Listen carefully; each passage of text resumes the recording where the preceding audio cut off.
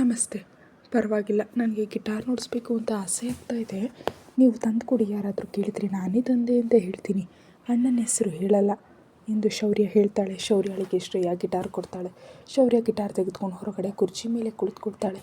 ನನಗೇನಾಗ್ತಿದೆ, ತುಂಬ ಬೇಜಾರಾಗ್ತಿದೆ, ಅದೇಕೆ ಅಂತ ಗೊತ್ತಾಗ್ತಿಲ್ಲ. ಈ ಥರದ ಫೀಲಿಂಗ್ ಹಿಂದೆಂದೂ ಆಗಿರಲಿಲ್ಲ ಅಂತ ಶೌರ್ಯ ಗಿಟಾರ್ ನುಡಿಸ್ತಾ ಹಾಡೋದಕ್ಕೆ ಶುರು ಮಾಡ್ತಾಳೆ. ಶೌರ್ಯಳ ಮುಖದಲ್ಲಿ ಬೇಸರ ಸ್ಪಷ್ಟವಾಗಿ ಕಾಣಿಸ್ತಿತ್ತು. ಅಂಗಾರ್ ಕಿಟಕಿ ಹತ್ರ ನಿಂತು ಅವಳ ಹಾಡನ್ನು ಕೇಳ್ತಿದ್ದ. ಶೌರ್ಯ, ನಿಲ್ಲಿಸು ಸಾಕು, ಎಷ್ಟೊಂದು ಬೇಸರ ಪಡ್ತೀಯ. ನಿನ್ನ ಸ್ಥಿತಿ ನನ್ನ ಹಾಗೆ ಆಗಿದೆ ಅಂತ ಗೊತ್ತಾಗ್ತಿದೆ. ಆಗ್ತಾನೆ ನಾನು ಸುಮ್ಮನೆ ನಿನ್ನ ಮೇಲೆ ಕೋಪ ಮಾಡಿಕೊಂಡೆ, ಆದರೆ ನನಗೆ ಬೇರೆ ದಾರಿ ಇಲ್ಲ. ನಿನ್ನ ಹತ್ರ ಬರ್ತಾ ಇದ್ದೀನಿ, ನನಗದು ಬೇಡ, ನನಗೆ ನಿನ್ನಿಂದ ದೂರ ಇರಬೇಕು ಅಂತ ಅಂಗಾರ್ ತನ್ನೊಳಗೆ ಮಾತಾಡ್ಕೊಳ್ತಿದ್ದ. ಗಿಟಾರ್ ಸೌಂಡ್ ಕೇಳಿ ಪ್ರತಾಪ್ ಮತ್ತು ಸುಭಾನ್ ಮೇಲೆ ಬಂದರು. ವಿಜಯ್ ಮತ್ತು ಸಂಜಯ್ ಕೂಡ ಅಲ್ಲಿದ್ದರು. ವಿಜಯ್ ಸ್ವಲ್ಪ ಹೆದರ್ತ, ಯಾಕಂದರೆ ಅವನ ಹತ್ರ ಗಿಟಾರ್ ಇರೋದು ಸುಭಾನ್ ರಾವ್ ಅವರಿಗೆ ಗೊತ್ತಿರಲಿಲ್ಲ. ರಾತ್ರಿ ಯಾಕೆ ಗಲಾಟೆ ಮಾಡ್ತಿದ್ದೀಯ ಶೌರ್ಯ? ಹಾಡು ಹೇಳ್ತಿದ್ದೀನಿ, ಈ ಗಿಟಾರ್ ಎಲ್ಲಿಂದ ಬಂತು ನಿನ್ನ ಹತ್ರ? ನಾನು ಗಿಟಾರ್ ನುಡಿಸೋದು ಇಷ್ಟ ಆಗಲ್ಲ ಅಂತ ಗೊತ್ತಾಗಲ್ವೇ ನಿನಗೆ?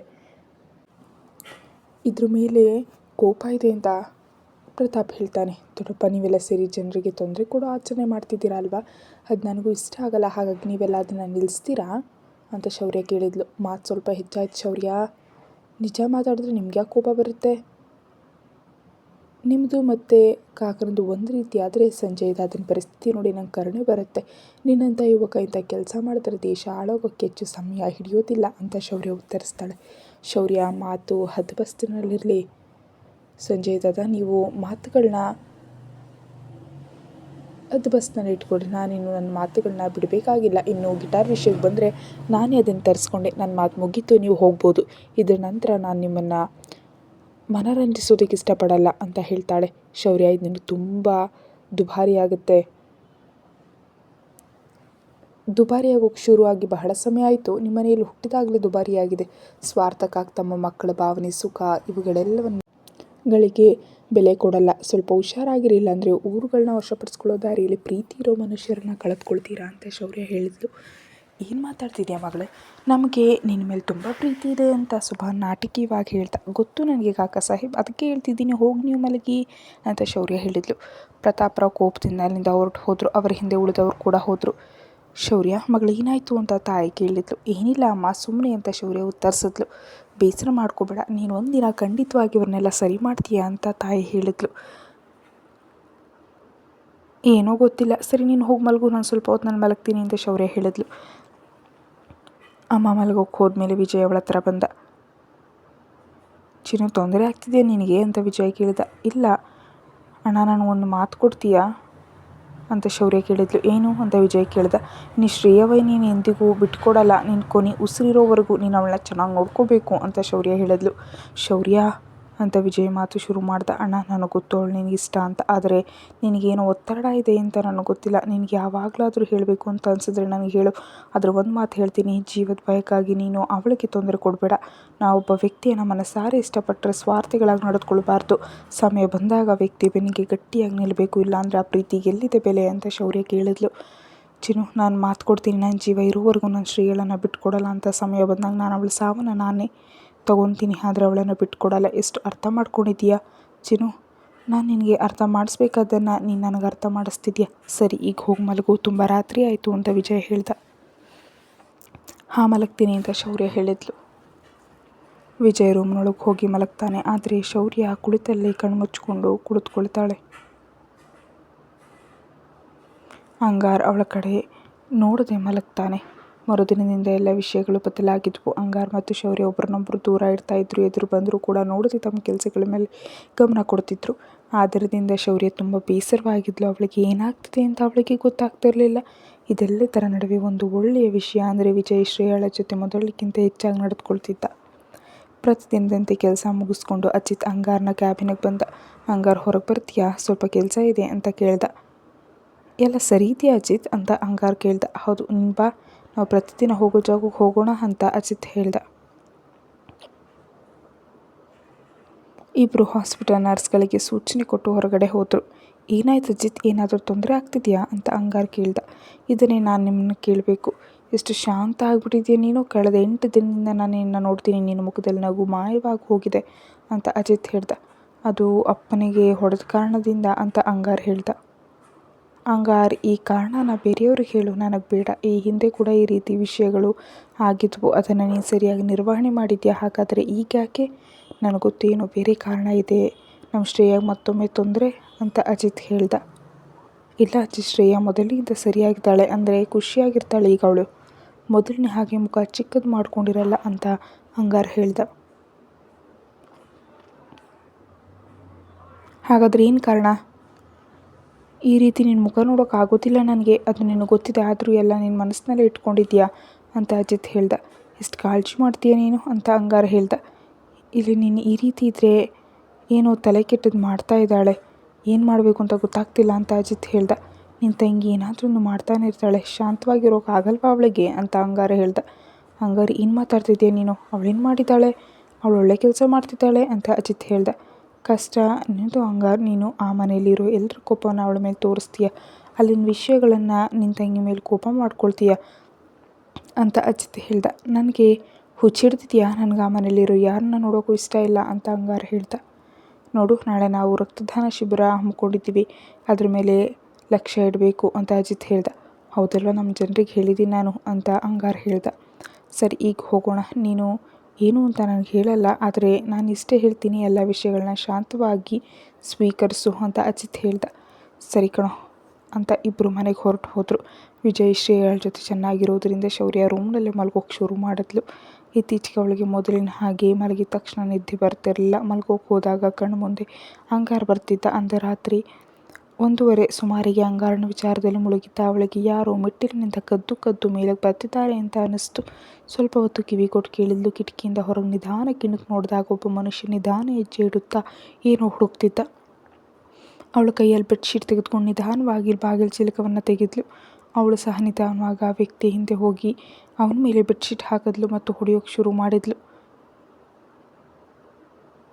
ಅಣ್ಣ, ವೈನಿ, ಪ್ರಸಕ್ತ, ಕಾಕಾ ಸಾಹೇಬ್, ಸಂಜಯ್ ಅಣ್ಣ, ಕಳ್ಳ ಬಂದಿದ್ದಾನೆ, ಬೇಗ ಹೊರಗಡೆ ಬನ್ನಿ ಅಂತ ಶೌರ್ಯ ಕೂಗಿದ್ಲು. ಅವಳ ಆ ವ್ಯಕ್ತಿ ಕೆಟ್ಟದಾಗಿ ಹೊಡಿತಿದ್ಲು. ಏನು, ಮೋಹನ್ ಪಾಟೀಲ್ ಮನೆಯಲ್ಲಿ ಕಳ್ಳತನಾನ ಅಂತ ಶೌರ್ಯ ಕೇಳಿದ್ಲು. ಆ ವ್ಯಕ್ತಿ ಮಾತಾಡೋಕ್ಕೆ ಪ್ರಯತ್ನ ಪಡ್ತಿದ್ದ, ಆದರೆ ಶೌರ್ಯ ಅವನನ್ನು ಬಂಧಿಸಿದ್ದರಿಂದ ಏನು ಮಾತಾಡೋಕ್ಕಾಗಲಿಲ್ಲ. ಅಷ್ಟರಲ್ಲಿ ವಿಜಯ ಹೊರಗೆ ಬಂದ. ಅಣ್ಣ, ಇವನನ್ನು ಹಿಡಿ, ನೋಡು ನಾನು ಇವನಿಗೆ ಹೇಗೆ ಹೊಡೆತಿದ್ದೀನಿ ಅಂತ ಶೌರ್ಯ ಹೇಳಿದ್ಲು. ವಿಜಯ್ ಅವನನ್ನು ಹಿಡಿದ ಕೂಡಲೇ ಶೌರ್ಯ ಒದೆ ಮತ್ತು ಕೈಗಳಿಂದ ಹೊಡೆಯೋಕ್ಕೆ ಶುರು ಮಾಡಿದ್ಲು. ಅವಳ ಒಂದು ಹೊಡೆತಕ್ಕೆ ಆ ಮನುಷ್ಯ ಜೋರಾಗಿ ಕೂಗ್ತಿದ್ದ. ಗಲಾಟೆ ಕೇಳಿ ಅಂಗಾರನಿಗೆ ನಿದ್ದೆ ಕೆಡ್ತು. ಅವನು ಕಿಟಕಿ ತೆಗೆದು ನೋಡಿದಾಗ ಶೌರ್ಯ ಮತ್ತು ವಿಜಯ್ ಯಾರನ್ನು ಹೊಡಿತಿದ್ರು. ಗಲಾಟೆ ಕೇಳಿ ಮನೆಯವರೆಲ್ಲರ ಮೇಲೆ ಓಡು ಬಂದರು.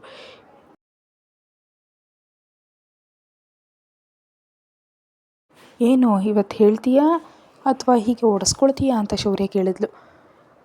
ಅಯ್ಯೋ ಹುಡುಗಿ, ಮೊದಲು ನನ್ನ ತಲೆ ಮೇಲಿನ ಬೆಡ್ಶೀಟ್ ತೆಗಿ, ಆಮೇಲೆ ನಾನು ನಿನ್ನ ನೋಡ್ಕೊಳ್ತೀನಿ ಅಂತ ಆ ವ್ಯಕ್ತಿ ಹೇಳ್ದ. ಓ, ಧ್ವನಿ ಕೇಳ್ದಾಗಿದೆಯಲ್ಲ ಅಂತ ಶೌರ್ಯ ಹೇಳಿದ್ಲು. ಮೊದಲು ನನ್ನ ಮುಖದ ಮೇಲಿನ ಬೆಡ್ಶೀಟ್ ತೆಗಿ ಅಂತ ವ್ಯಕ್ತಿ ಹೇಳ್ದ. ವಿಜಯ ಆ ವ್ಯಕ್ತಿ ಮುಖದ ಮೇಲಿನ ಬೆಡ್ಶೀಟ್ ತೆಗೆದಾಗ ಶಾಕ್ ಆದ.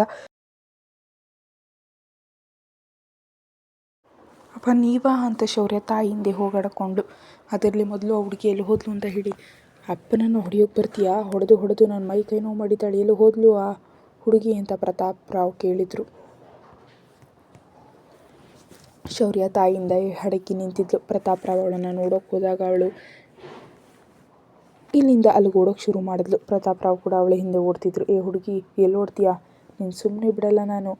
ಅಪ್ಪನನ್ನೇ ಹೊಡಿತೀಯಾ ಅಂತ ಪ್ರತಾಪ್ ಕೇಳಿದ. ನನ್ನ ಜೋಕ್ ಮಾಡ್ತೀಯಾ ಈ ಪ್ರತಾಪ್ ಜೊತೆ ಎಂದು ಅವರು ಅಲ್ಲಿನ ಒಂದು ಕೋಲ್ ತೆಗೆದುಕೊಂಡು ಅವಳ ಹಿಂದೆ ಓಡಿದ್ರು. ಅವಳೇನು ಕಡಿಮೆ ಇರಲಿಲ್ಲ, ಅವರನ್ನು ಕೆರಳಿಸಲೆಂದು ಇಲ್ಲಿಂದ ಅಲ್ಲಿಗೆ ಜಂಪ್ ಮಾಡ್ತಿದ್ಲು. ಎದುರಿನ ಕಿಟಕಿಯಲ್ಲಿ ಅಂಗಾರ ಇದನ್ನು ನೋಡಿ ತುಂಬ ನಗ್ತಿದ್ದ.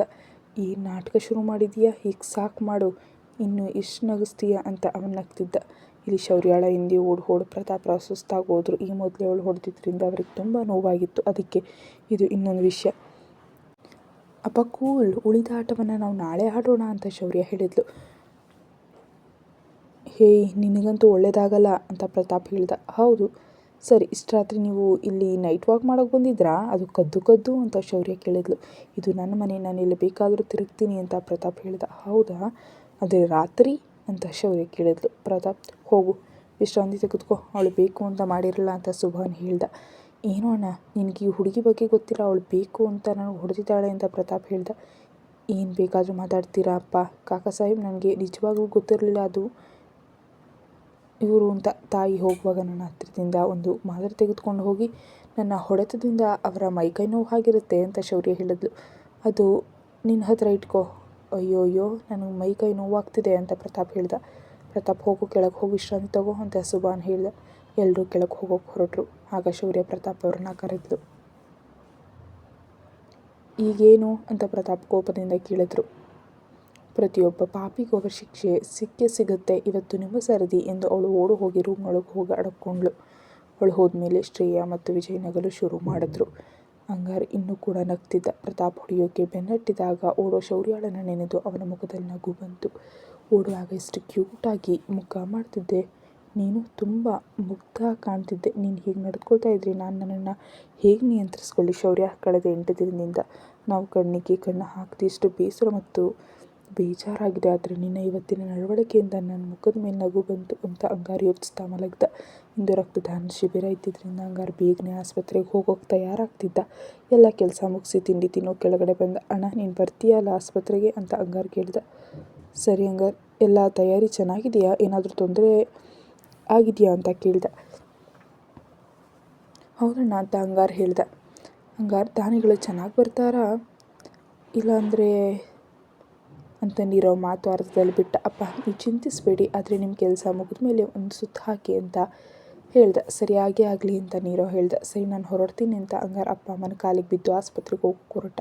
ಗುಡ್ ಮಾರ್ನಿಂಗ್ ಅಜಿತ್ ಅಂತ ಅಂಗಾರ್ ಹೇಳ್ದ. ಓಹೋ, ಇದು ತುಂಬ ದಿನಗಳ ನಂತರ ಡಾಕ್ಟರ್ ಸಾಹೇಬರು ಖುಷಿಯಾಗಿ ನಗ್ತಿದ್ದಾರೆ, ಏನಾಗಿದೆ ಅಂತ ಅಜಿತ್ ಕೇಳ್ದ. ಏನಿಲ್ಲ ಕಣೋ ಸುಮ್ಮನೆ ಅಂತ ಅಂಗಾರ್ ಹೇಳ್ದ. ಅರೆ ಹೌದು, ಎಷ್ಟು ನಗ್ತಿದೆಯಾ, ಅಪ್ಪ ನಿನ್ನ ಮದುವೆಗೆ ಹುಡುಗಿಯ ನೋಡಿದಾರ ಏನು ಅಂತ ಅಜಿತ್ ಕೇಳ್ದ. ಇಲ್ಲ ಕಣೋ, ಸರಿ ಬಿಡು, ಎಲ್ಲ ತಯಾರಾಗಿದೆ ಅಲ್ವಾ ಅಂತ ಅಂಗಾರ್ ಕೇಳ್ದ. ಹೌದು ಆಗಿದೆ, ಸ್ವಲ್ಪ ಹೊತ್ತಿನಲ್ಲಿ ಉದ್ಘಾಟನೆ ಮಾಡಿಸೋಣ, ಆಮೇಲೆ ಶುರು ಮಾಡೋಣ ಅಂತ ಅಜಿತ್ ಹೇಳ್ದ. ಸರಿ ಅಂತ ಅಂಗಾರ್ ಹೇಳ್ದ. ಅಂಗಾರ್, ನನಗನ್ಸಿತ್ತು ಅಪ್ಪನ ಕೈಯಿಂದ ನೀನು ಉದ್ಘಾಟನೆ ಮಾಡಿಸ್ತೀಯಾ ಅಂತ, ಆದರೆ ನೀನು ಅಂತ ಅಜಿತ್ ಹೇಳ್ದ. ಅಜಿತ್, ನಿಮ್ಮ ಅಪ್ಪನಿಗೆ ಹೀಗೆ ಅನಿಸ್ತಿಲ್ಲ ಅಂದರೆ ನಮ್ಮ ಸುತ್ತಮುತ್ತ ಇರೋ ಸಮಾಜ ಸೇವಕರಿಗೂ ಜನಗಳ ಮುಂದೆ ತರಬೇಕು ಅಂತ, ಹಾಗಾಗಿ ಅವರು ಕೂಡ ಸಮಾಜ ಸೇವೆ ಮಾಡ್ತಾರೆ ಅಂದಮೇಲೆ ಅವರಿಗೆ ಗೌರವ ಸಿಗಬೇಕಲ್ವಾ ಅಂತ ಅಂಗಾರ್ ಕೇಳ್ದ. ಅಪ್ಪನ ಆಲೋಚನೆಗಳು ತುಂಬ ಚೆನ್ನಾಗಿವೆ ಅಂತ ಅಜಿತ್ ಹೇಳ್ದ. ಹೌದಲ್ವಾ, ಅವರಿಗೆ ಹೀಗೆ ಈ ರೀತಿ ಒಳ್ಳೆ ಆಲೋಚನೆಗಳು ಬರುತ್ತೆ ಅಂತ ಗೊತ್ತಿಲ್ಲ ಅಂತ ಅಂಗಾರ್ ಹೇಳ್ದ.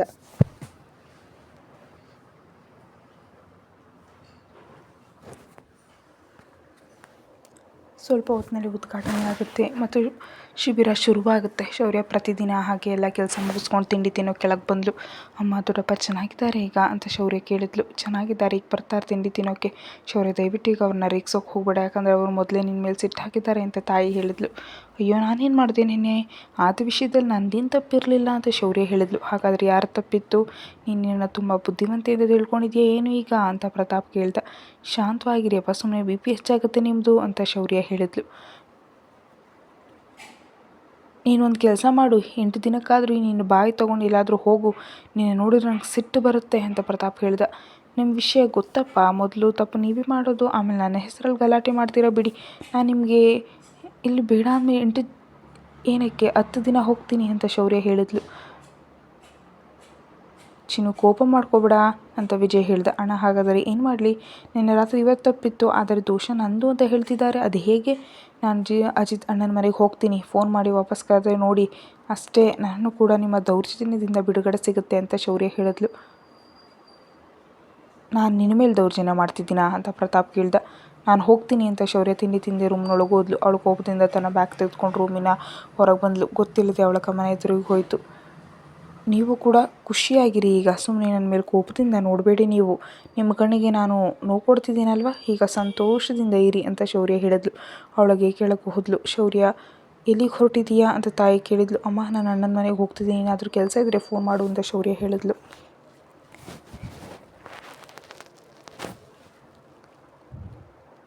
ಏನೇನಿಲ್ಲದೆ ಏನು ನಡೆಯೋದೇ ಇಲ್ಲ, ಹೋಗು ಹೋಗು ಅಂತ ಪ್ರತಾಪ್ ಹೇಳ್ದ. ಅಯ್ಯೋ ಹುಡುಗಿ ಹಸ್ಕೊಂಡು ಹೋಗ್ತಿದ್ದಾಳೆ ಅಂತ ತಾಯಿ ಹೇಳಿದ್ಲು. ಪರವಾಗಿಲ್ಲ, ಅಲ್ಲೇ ಆಕೆ ಅಣ್ಣ ಅವಳನ್ನು ಹಸ್ಕೊಂಡಿರೋದಕ್ಕೆ ಬಿಡಲ್ಲ ಅಂತ ಪ್ರತಾಪ್ ಹೇಳ್ದ. ಶೌರ್ಯ ಅತ್ತಿಗೆ ಹತ್ರ ಹೋಗ್ತಾಳೆ. ಗುಡ್ ಮಾರ್ನಿಂಗ್ ಅತ್ತಿಗೆ ಅಂತ ಹೇಳಿದ್ಲು. ಅರೆ ವಾ, ಇಂದು ತುಂಬ ದಿನದ ನಂತರ ನಮ್ಮ ನೆನಪಾಯ್ತಾ ನಿನಗೆ ಅಂತ ಅನು ಕೇಳಿದ್ಲು. ಹಾಗೆ ಯಾಕೆ ಕೇಳ್ತೀಯ, ನಾನು ಈಗ 8 ದಿನಕ್ಕಾದರೂ ಇಲ್ಲಿಂದ ಹೋಗಲ್ಲ ಅಂತ ಶೌರ್ಯ ಹೇಳಿದ್ಲು. ನಿಜ ಅಂತ ಅನು ಕೇಳಿದ್ಲು. ಹೌದು ಅಂತ ಶೌರ್ಯ ಹೇಳಿದ್ಲು. ನಾವು ಖುಷಿಯಾಗಿರೋಣ ಅಲ್ವಾ ಶೌರ್ಯ ಅಂತ ಅನು ಹೇಳಿದ್ಲು. ಹೌದು, ತುಂಬ ಖುಷಿಯಾಗಿರೋಣ ಅಂದಾಗ ಅಣ್ಣ ಎಲ್ಲಿಗೆ ಹೋದ ಅಂತ ಶೌರ್ಯ ಕೇಳಿದ್ಲು. ಅವನು ಆಸ್ಪತ್ರೆಗೆ ಹೋಗಿದ್ದಾನೆ ಅಂತ ಅನು ಹೇಳಿದ್ಲು. ಅರೆ ಹೌದು, ಮರ್ತೇ ಬಿಟ್ಟಿದ್ದೆ, ಇಂದು ಶಿಬಿರ ಇದೆ ಅಂತ ಅವನು ನನಗೆ ಹೇಳಿದ್ದ ಅಂತ ಶೌರ್ಯ ಹೇಳಿದ್ಲು. ಹೌದು ಅಂತ ಅನು ಹೇಳಿದ್ಲು. ಹಾಗಾದರೆ ನೀನು ಹೋಗಲ್ವಾ? ಇಲ್ಲ ಕಣೋ, ನಾನು ಇನ್ನು ರಕ್ತದಾನ ಮಾಡಲಿ, ನನಗೆ ರಕ್ತದ ಅಗತ್ಯತೆ ಇದೆ. ನಿಜವಾಗಿಯೂ? ಹೌದು ಕಣೋ ಅಂತ ಅನು ಹೇಳಿದ್ಲು. ಸರಿ, ಹಾಗಾದರೆ ನಾನು ರಕ್ತದಾನ ಮಾಡ್ತೀನಿ. ಹೇಗಿದ್ದರೂ ತುಂಬ ತಿಂಗಳಿಂದ ಮಾಡಿರಲಿಲ್ಲ ಅಂತ ಶೌರ್ಯ ಹೇಳಿದ್ಲು. ಬೇಡ ಶೌರ್ಯ, ದಯವಿಟ್ಟು ಅಂತ ಅನು ಹೇಳಿದ್ಲು. ಅದಕ್ಕೆ ಈಗ ಏನಾಯಿತು ಅಂತ ಶೌರ್ಯ ಕೇಳಿದ್ಲು. ಅಯ್ಯೋ, ಆ ಶಿಬಿರ ಅಂಗಾರು ಮಾಡಿಸ್ತಿದ್ದಾನೆ, ಮನೆಯಲ್ಲಿ ಗೊತ್ತಾದರೆ ಅಂತ ಅನು ಹೇಳಿದ್ಲು. ಗೊತ್ತಾದರೆ ಏನೋ ದೊಡ್ಡಪ್ಪ ಹೊಡಿತಾರೆ ಅಂತ ಅಂದ್ಕೊಂಡಿದ್ದೀಯಾ ಅಂತ ಶೌರ್ಯ ಹೇಳಿದ್ಲು. ಹೌದು, ಹಾಗೇನಾಗಲ್ಲ, ಅವರೇನು ಪ್ರತಿ ಬಾರಿ ನಾನು ಹೊಡೆಯಲ್ಲ. ನಾನು ಇಲ್ಲಿದ್ದೀನಿ ಅಂದಮೇಲೆ ಅವ್ರು ಹೊಡೆಯೋಕೆ ಬರ್ತಾರಾ ಹೇಳು? ನಾನು ಅಲ್ಲಿ ಇದ್ದಿದ್ರು ಖಂಡಿತವಾಗಿಯೂ ರಕ್ತದಾನ ಮಾಡೋಕ್ಕೆ ಹೋಗ್ತಿದ್ದೆ ಅಂತ ಶೌರ್ಯ ಹೇಳಿದ್ಲು. ಸುಮ್ಮನೆ ನಿನಗೆ ತೊಂದರೆ ಆಗೋದು ಬೇಡ ಅಂತ ಅವನು ಹೇಳಿದ್ಲು. ಏನೂ ತೊಂದರೆ ಆಗಲ್ಲ, ನಾನೆಲ್ಲರೂ ಕೊನೆಗೆ ಹೋಗಿ ರಕ್ತದಾನ ಮಾಡ್ತೀನಿ. ಈಗ ಸಂತೋಷ ಅಲ್ವಾ ಅಂತ ಶೌರ್ಯ ಕೇಳಿದ್ಲು. ಆಗಲಿ ಅಂತ ಅನು ಹೇಳಿದ್ಲು. ಇಬ್ಬರು ತುಂಬ ಹೊತ್ತು ಮಾತಾಡ್ತಾ ಕುಳಿತರು. ಆಸ್ಪತ್ರೆಯಲ್ಲಿ ಶಿಬಿರ ಇರೋ ಕಾರಣ ಜನ ಸೇರಿದ್ರು. ಅಂದ್ಕೊಂಡಷ್ಟು ಜನ ಬಂದಿದ್ರು, ಆದರೆ ಹಳ್ಳಿ ಜನರಿಗೆ ಹೋಲಿಸಿದ್ರೆ ಕಡಿಮೆ ಇತ್ತು. ಒಂದರ ನಂತರ ಶೌರ್ಯ ಅಜಿತ್ಗೆ ಫೋನ್ ಮಾಡಿದ್ಲು. ಅಣ್ಣ ಅಂತ ಶೌರ್ಯ ಕೇಳಿದ್ಲು. ಹೌದು, ಕಳಿಸು, ಈಗ ಜನ ಕಡಿಮೆಯಾಗಿದೆ ಅಂತ ಅಜಿತ್ ಹೇಳ್ದ. ಖಂಡಿತವಾಗಿಯೂ ಅಲ್ವಾ? ಅಂದರೆ ಏನಾದರೂ ತೊಂದರೆ ಅಂತ ಶೌರ್ಯ ಕೇಳಿದ್ಲು. ಏನಿಲ್ಲ, ನೀನು ಕಳಿಸು, ಆಮೇಲೆ ನೋಡ್ತೀನಿ ಅಂತ ಅಜಿತ್ ಹೇಳ್ದ. ಅಷ್ಟರಲ್ಲಿ ಹೊರಗಡೆಯಿಂದ ಅಂಗಾರನ ಮನುಷ್ಯನೊಬ್ಬ ಒಳಗಡೆ ಬಂದು ಹೀಗೆ ಹೇಳ್ತಾನೆ. ಅಂಗಾರಣ್ಣ, ಈ ಸುಬಾನ ಗುಂಪಿನ ಕೆಲವು ಜನ ಬಂದಿದ್ದಾರೆ, ಬೇಗನೆ ಹೊರಗೆ ಬನ್ನಿ ಅಂತ ಹೇಳ್ದ. ಅಂಗಾರ್ ಮತ್ತು ಅಜಿತ್ ಹೊರಗೆ ಬಂದರು. ಅಜಿತ್ ಅಣ್ಣ, ನಾವು ಅಂತ ಆ ವ್ಯಕ್ತಿ ಹೇಳ್ದ. ಗೊತ್ತು ನನಗೆ, ಬನ್ನಿ ಒಳಗಡೆ ಅಂತ ಅಜಿತ್ ಹೇಳ್ದ. ಇದು ಏನಾಗ್ತಿದೆ ಅಜಿತ್, ಈ ಜನರು ಯಾಕೆ ಬಂದಿದ್ದಾರೆ ಅಂತ ಅಂಗಾರ್ ಕೇಳ್ದ.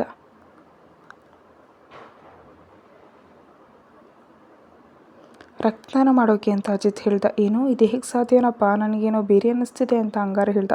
ಅರೆ ನಿಜವಾಗಿಯೂ? ಸರಿ, ನೀನು ಒಂದು ಕೆಲಸ ಮಾಡು, ನಮ್ಮ ಜನರಿಗೆ ಅವ್ರ ಮೇಲೆ ಲಕ್ಷ್ಯ ಇಡೋಕೆ ಹೇಳು, ಆಮೇಲೆ ಆಯ್ತಲ್ಲ ಅಂತ ಅಜಿತ್ ಹೇಳ್ದ. ಸರಿ, ಆದರೆ ನನಗೇನೋ ಗೊಂದಲ ಅನ್ನಿಸ್ತಿದೆ ಅಂತ ಅಂಗಾರ ಹೇಳ್ದ. ಏನೂ ಗೊಂದಲ ಇಲ್ಲ ಅಂತ ಅಜಿತ್ ಹೇಳ್ದ. ಸುವರ್ಣ ಗುಂಪಿನ ಕನಿಷ್ಠ 8ರಿಂದ 10 ಜನ ರಕ್ತದಾನ ಮಾಡೋಕೆ ಬಂದಿದ್ರು. ಅಂಗಾರನಿಗೆ ಇದು ಹೇಗೆ ಸಾಧ್ಯವಾಯಿತು ಅಂತ ಅರ್ಥ ಆಗಲಿಲ್ಲ. ಅವನು ಯೋಚನೆ ಮಾಡ್ತಾ ಇಲ್ಲಿಂದ ಅಲ್ಲಿಗೆ ಹೋಗ್ತಿದ್ದ. ಸ್ವಲ್ಪ ಹೊತ್ತಿನಲ್ಲಿ ಶೌರ್ಯ ಅಲ್ಲಿಗೆ ಬಂದ್ಲು. ಇಂದು ಮೊದಲ ಬಾರಿ ಅವಳು ಅಂಗಾರನ ಆಸ್ಪತ್ರೆಗೆ ಬಂದಿದ್ಲು. ಅವಳನ್ನು ನೋಡಿದ ತಕ್ಷಣ ಅಂಗಾರನ ಹೃದಯ ಜೋರಾಗಿ ಬಡಿದುಕೊಳ್ಳೋಕೆ ಶುರುವಾಯಿತು. ಶೌರ್ಯ ನೀಲಿ ಬಣ್ಣದ ಜೀನ್ಸ್, ಅದರ ಮೇಲೆ ಕಪ್ಪು ಮತ್ತು ಬಿಳಿ ಬಣ್ಣದ ಮಿಶ್ರಣದ ಚೆಕ್ಸ್ ಶರ್ಟ್ನ ತೋಳನ್ನು ಮಡಚಿತ್ತು. ಒಂದು ಕೈಯಲ್ಲಿ ಟೈಟಾನ್ ವಾಚ್, ಮತ್ತೊಂದು ಕೈಯಲ್ಲಿ ಬ್ರೇಸ್ಲೆಟ್, ಕುತ್ತಿಗೆಯಲ್ಲಿ ಹೆಡ್ಫೋನ್ ಮತ್ತು ಕಣ್ಣುಗಳ ಮೇಲೆ ಗಾಗಲ್. ಕೂದಲು ಕರ್ಲ್ಸ್ ಆಗಿತ್ತು, ಮುಖದ ಮೇಲೆ ಬರೀ ಪೌಡರ್. ಸರಳವಾದ ನೋಟದಲ್ಲಿ ಅವಳು ಸುಂದರವಾಗಿ ಕಾಣ್ತಿದ್ಲು. ಎಷ್ಟು ಚೆನ್ನಾಗಿ ಕಾಣ್ತಿದ್ದಾಳೆ. ಆದರೆ ಇವಳು ಇಲ್ಲಿ ಏನು ಮಾಡ್ತಿದ್ದಾಳೆ? ಅಜಿತನ ಭೇಟಿಯಾಗಿ ಬಂದಿದ್ಲ ಏನೋ, ಆದರೆ ಇದು ಹೇಗೆ ಸಾಧ್ಯ? ಅಂದರೆ ಪ್ರತಾಪ್ಗೆ ಗೊತ್ತಾದರೆ ಅಂತ ಯೋಚಿಸುತ್ತಾ ಅವನು ಯಾವಾಗ ಹೊರಗೆ ಬಂದ ಅಂತ ಅವನಿಗೆ ಗೊತ್ತಾಗಲಿಲ್ಲ. ನೀನು ಬಂದಿದ್ದು ಒಳ್ಳೆಯದಾಯಿತು, ಈಗ ನಾನು ನಿನಗೆ ಫೋನ್ ಮಾಡೋಕ್ಕೆ ಹೊರಟಿದ್ದೆ ಅಂತ ಅಜಿತ್ ಹೇಳ್ದ. ಕ್ಷಮಿಸು, ತಡ ಆಯಿತು, ಆದರೆ ಈಗ ತಾನೇ ಜನ ಇದ್ರು ಅಂತ ಹೇಳ್ತಿದ್ಯಾ ಅಲ್ವಾ, ಅದಕ್ಕೆ ನಾನು ಅಂತ ಶೌರ್ಯ ಹೇಳಿದ್ಲು. ಪರವಾಗಿಲ್ಲ, ಸರಿ ಬಾ ಒಳಗಡೆ ಅಂತ ಅಜಿತ್ ಹೇಳ್ದ. ಖಂಡಿತವಾಗಿಯೂ ಅಲ್ವಾ, ಇಲ್ಲಾಂದರೆ ನಿಮ್ಮ ಡಾಕ್ಟರ್ ಈಗಲೂ ಇಲ್ಲಿ ಜಗಳ ಮಾಡ್ತಾರೆ. ನನ್ನ ಆಸ್ಪತ್ರೆಯಲ್ಲಿ ಕಾಲಿಡೋಕೆ ನಿನಗೆ ಎಷ್ಟು ಧೈರ್ಯ ಅಂತ ಶೌರ್ಯ ಹೇಳಿದ್ಲು. ಇಲ್ಲ ಕಣೋ ಮಗಳೇ, ಬಾ ನೀನು ಅಂತ ಅಜಿತ್ ಹೇಳ್ದ. ಶೌರ್ಯ ಆಸ್ಪತ್ರೆಗೆ ಬಂದಾಗ ಎಲ್ಲರೂ ಆಶ್ಚರ್ಯದಿಂದ ಅವಳ ಕಡೆ ನೋಡೋಕೆ ಶುರು ಮಾಡಿದ್ರು. ಪ್ರತಾಪ್ ಅವ್ರ ಮಗಳು ಮತ್ತು ಸಚ್ಚಿರವ್ ಅವರ ಆಸ್ಪತ್ರೆಗೆ ಬಂದಿದ್ದು ಯಾರಿಗೂ ಅರ್ಥವಾಗಲಿಲ್ಲ. ಶೌರ್ಯ ಚೇರ್ ಮೇಲೆ ಕುಳಿತಳು. ಅಜಿತ್ ಅವಳ ಕೈಗೆ ಸೂಜಿ ಹಾಕೋಕೆ ಹೋದ. ಅಷ್ಟರಲ್ಲಿ ಒಬ್ಬ ನರ್ಸ್ ಅವನನ್ನು ಕರೆಯೋಕೆ ಬಂದಳು. ಡಾಕ್ಟರ್, ಸ್ವಲ್ಪ ಎಮರ್ಜೆನ್ಸಿ ಇದೆ, ಬರ್ತೀರಾ? ನಿಮ್ಮ ರೂಮ್ ನಂಬರ್ 2 ರೋಗಿ ಅಂತ ನರ್ಸ್ ಹೇಳಿದ್ಲು. ನೀವು ಮುಂದೆ ಹೋಗಿ, ನಾನು ಬಂದೆ. ಹಂಗಾರೆ ಸ್ವಲ್ಪ ಶೌರ್ಯಳ ಕೈಗೆ ಸಿರಿಂಜ್ ಹಾಕು, ನಾನು ಹೋಗಿ ಬಂದೆ ಅಂತ ಅಜಿತ್ ಹೇಳ್ದ. ಅಯ್ಯೋ ದೇವ್ರೇ, ಇವ್ರು ಹಾಕೋದು ಬೇಡ ದೇವರೇ, ನನಗೆ ಯೋಚನೆ ಮಾಡಿಕೊಂಡೇ ಹೃದಯ ಜೋರಾಗಿ ಬಡ್ಕೊಳ್ತಿದೆ ಅಂತ ಶೌರ್ಯ ಹೇಳಿದ್ಲು. ಅವಳು ಯೋಚನೆಯಲ್ಲೇ ಮುಳುಗಿದ್ದಾಗಲೇ ಅಂಗಾರ್ ಅವಳ ಎದುರು ಬಂದು ಕುಳಿತ. ಅವಳ ಹೃದಯ ವೇಗವಾಗಿ ಬಡಿತಾ ಇತ್ತು. ಅವನ ಸ್ಥಿತಿ ಕೂಡ ಅದೇ ರೀತಿ ಇತ್ತು. ಅವನು ಅವಳ ಕೈಯನ್ನು ಹಿಡಿದಾಗ ಅವಳ ಮೈಮೇಲೆ ಒಂದು ಸಿಹಿ ರೋಮಾಂಚನ ಶುರುವಾಯಿತು. ಎಣ್ಣೆಯು ತಾನಾಗಿ ಕೆಂಪಾಯಿತು. ಅಂಗಾರನ ಸ್ಪರ್ಶದಿಂದ ಅವಳ ಹೃದಯದಲ್ಲಿ ಜಿಂಕಾರ ಕೇಳಿಸ್ತು. ಅವಳ ಕಣ್ಣುಗಳನ್ನು ಗಟ್ಟಿಯಾಗಿ ಮುಚ್ಚಿಕೊಂಡು ಅಂಗಾರ್ ಅವಳ ಭಾವನೆಗಳನ್ನ ನೋಡ್ತಿದ್ದ. ಅವಳ ಸೂಕ್ಷ್ಮವಾದ ಬೆರಳುಗಳನ್ನು ಸ್ಪರ್ಶಿಸಿದಾಗ ಅವನು ಕೂಡ ರೋಮಾಂಚನಗೊಂಡ. ಅವನು ನಿಧಾನವಾಗಿ ಅವಳ ಕೈಗೆ ಸೂಜಿ ಹಾಕಿ ಸುತ್ತಮುತ್ತ ಯಾರೂ ಇಲ್ಲ ಅಂತ ನೋಡಿ ತನ್ನ ಬೆರಳಿನಿಂದ ಅವಳ ಸೂಕ್ಷ್ಮವಾದ ಕೈ ಮೇಲೆ ಮಿಸ್ ಯು ಅಂತ ಬರೆದ. ಆಮೇಲೆ ಬೇಗನೆ ಅವಳಿಂದ ದೂರ ಆದ. ಶೌರ್ಯ ತುಂಬಾ ಶಾಕ್ ಆಗಿದ್ಲು. ಅಂಗಾರ್ ಹೀಗೇನಾದರೂ ಮಾಡ್ತಾನೆ ಅಂತ ಅವಳಿಗೆ ಅನಿಸಿರಲಿಲ್ಲ. ಕಣ್ಣುಗಳನ್ನು ತೆರೆಯೋಕೆ ಅವಳಿಗೆ ಧೈರ್ಯನೇ ಆಗಲಿಲ್ಲ. ಅಂಗಾರ್ ಕೈಯಲ್ಲಿ ಮೊಬೈಲ್ ಹಿಡಿದು ಆಟ ಆಡೋ ನಾಟಕ ಮಾಡ್ತಾ ಕುಳಿತ. ಆದರೆ ಅವನ ಪೂರ್ಣ ಗಮನ ಶೌರ್ಯಳ ಕಡೆ ಇತ್ತು. ಅವನು ಮೊದಲ ಬಾರಿ ಅವಳನ್ನು ಸ್ಪರ್ಶಿಸಿದಾಗ ಅವಳ ಕೆಂಪಾದ ಕೆನ್ನೆಗಳು, ಅವಳ ತುಟಿಗಳ ನಡುಕ, ಅವನು ಅವಳ ಕೈ ಮೇಲೆ ಮಿಸ್ ಯು ಅಂತ ಬರೆದಾಗ ಅವಳ ಶಾಕಿಂಗ್ ಭಾವನೆಗಳನ್ನ ನೆನೆದು ಅವನು ತನ್ನೊಳಗೆ ತಾನು ನಗ್ತಿದ್ದ. ಅವಳಿನ್ನು ಶಾಕ್ನಲ್ಲೇ ಇದ್ಲು. ಅಂಗಾರ್, ನಿಮ್ಮಿಂದ ನನ್ನ ಸ್ಥಿತಿ ಏನಾಗ್ತಿದೆ? ಹೇಗಿಷ್ಟು ಧೈರ್ಯ ಬಂತು ನಿಮಗೆ? ಮಿಸ್ ಯು ಅಂದಮೇಲೆ ಇಷ್ಟು ದಿನ ಬರೀ ಕೋಪದಿಂದ ನೋಡ್ತಿದ್ರಿ, ಹಾಗಾದ್ರೆ ಈಗ ಇದಕ್ಕಿದ್ದ ಹಾಗೆ ಮಿಸ್ ಯು ಯಾಕೆ? ಆದರೆ ನಾನು ನಿಮ್ಮ ಕಡೆ ನೋಡಲ್ಲ. ಕಳೆದ 8 ದಿನ ಎಷ್ಟು ತೊಂದರೆ ಕೊಟ್ರಿ ನೀವು ನನಗೆ. ಆದರೆ ನನಗಿಂದು ಯಾಕೆ ಹೀಗಾಯಿತು? ನಿಮ್ಮ ಸ್ಪರ್ಶದಿಂದ ನನ್ನ ಮೈ ಮೇಲೆ ರೋಮಾಂಚನ ಉಂಟಾಗ್ತಿದೆ. ನನಗೇನಾಗ್ತಿದೆ ಅಂತ ಗೊತ್ತಾಗ್ತಿಲ್ಲ ಅಂತ ಶೌರ್ಯ ಹೇಳಿದ್ಲು. ಶೌರ್ಯ ತನ್ನ ಯೋಚನೆಯಲ್ಲಿ ಕಳೆದು ಹೋಗಿದ್ಲು. ಶೌರ್ಯ, ಹೇ ಶೌರ್ಯ ಅಂತ ಅಜಿತ್ ಕರೆದ. ಅವಳು ಬೇಗನೆ ಒಂದು ಕಣ್ಣು ತೆರೆದು ನೋಡಿದಾಗ ಅದು ಅಜಿತ್ ಇದ್ದ. ಅಣ್ಣ ನೀನು ಅಂತ ಶೌರ್ಯ ಕೇಳಿದ್ಲು. ಹೌದು ಕಣೋ, ನಿಂಗೆ ನಿದ್ದೆ ಏನಾದರೂ ಬಂದಿದೆಯಾ? ಎಷ್ಟು ಹೊತ್ತಿನಿಂದ ನೀನು ಕರಿತಿದ್ದೀನಿ ಅಂತ ಅಜಿತ್ ಹೇಳ್ದ. ಇಲ್ಲ, ಅದು ಅಂದರೆ ಬಹುಶಃ ನಿದ್ದೆ ಬಂದಿರ್ಬೋದು ಅಂತ ಶೌರ್ಯ ಹೇಳಿದ್ಲು. ನೀನು ಸರಿ ಇದೆಯಾ ಅಲ್ವಾ ಅಂತ ಅಜಿತ್ ಕೇಳ್ದ. ಹೌದು ಅಂತ ಶೌರ್ಯ ಹೇಳಿದ್ಲು. ಅವಳ ಗಮನ ತಾನಿಯಾಗಿಯೇ ಎದುರು ಕಡೆ ಹೋಯಿತು. ಅಲ್ಲಿ ಅಂಗಾರ್ ಇನ್ನೂ ಕೂಡ ಅವಳ ಎದುರು ಕುಳಿತಿದ್ದ. ಅವಳ ಭಾವನೆ ಮತ್ತು ಅವಳು ಗೊಂದಲದಲ್ಲಿರುವುದನ್ನು ನೋಡಿ ಅವನು ತನ್ನೊಳಗೆ ತಾನೇ ನಗ್ತಾ ಇದ್ದ. ಅವಳು ಅವನಿಗೆ ಒಂದು ಕೋಪದ ನೋಟ ಕೊಟ್ಲು. ಕೋಪ ಮಾಡ್ಕೊಂಡಿದ್ದಾರೆ ಅನ್ಸುತ್ತೆ ಮೇಡಮ್. ಕೋಪ ಮಾಡ್ಕೊಳ್ತಾರೆ ಅಂತ ಹೇಳ್ರು ಕೋಪ ನಿನ್ನ ಮೇಲೆ ತೀರಿಸ್ಕೊಳ್ತೀನಿ ನಾನು. ಆದರೆ ನಾನೇನು ಮಾಡಲಿ ಗೊತ್ತಿಲ್ಲದೆ ನಿನ್ನ ಮೇಲೆ ಅಧಿಕಾರ ತೋರಿಸ್ತಿದ್ದೀನಿ. ಆದರೆ ನಿಜವಾಗಿಯೂ ನಾನು ನಿನ್ನ ತುಂಬ ಮಿಸ್ ಮಾಡ್ಕೊಳ್ತಿದ್ದೀನಿ ಶೌರ್ಯ. ಇಂದು ಮೊದಲ ಬಾರಿ ನೀನು ಆಸ್ಪತ್ರೆಗೆ ಬಂದಿದೆಯಾ? ಎಷ್ಟು ಧೈರ್ಯದಿಂದ ಬಂದಿದೆಯಾ? ಯಾವುದೇ ಭಯ ಇಲ್ಲ, ಏನಿಲ್ಲ. ಅದರಲ್ಲಿ ನಿನ್ನ ಆ ಸುಂದರವಾದ ಭಾವನೆಗಳು. ಮೈ ಗಾಡ್, ಇಂದು ಬಹುಶಃ ನಾನು ಹುಚ್ಚು ಹಿಡಿತೇನೋ ಅಂತ ಅಂಗಾರ್ ಹೇಳ್ದ. ನಿನಗೇನಾಗಿದೆ? ನಗ್ತಾ ಇದೆಯಾ ಅಂಗಾರ್? ರಾತ್ರಿ ಎಲ್ಲಿಗೆ ಹೋಗಿ ಬಂದಿದೆಯಾ ಅಂತ ಅಜಿತ್ ಕೇಳ್ದ. ಅರೆ, ರಾತ್ರಿ ನಿದ್ದೆಯಲ್ಲಿ ಬಂದಿತ್ತು. ನಮ್ಮ ಪಕ್ಕದ ಮನೆಯವ್ರು ಏನು ಕಡಿಮೆ ಗಲಾಟೆ ಮಾಡ್ತಾರಾ? ಚೆನ್ನಾಗಿ ನಿದ್ದೆ ಮಾಡೋಕೆ ಕೂಡ ಬಿಡಲ್ಲ ಅಂತ ಅಂಗಾರ ಹೇಳ್ದ. ರಾತ್ರಿ ಘಟನೆ ಶೌರ್ಯ ನಗೋಕ್ಕೆ ಶುರು ಮಾಡಿದ್ಲು. ಕತೆ ಮುಂದುವರಿಯುತ್ತೆ. Thank you so much for watching.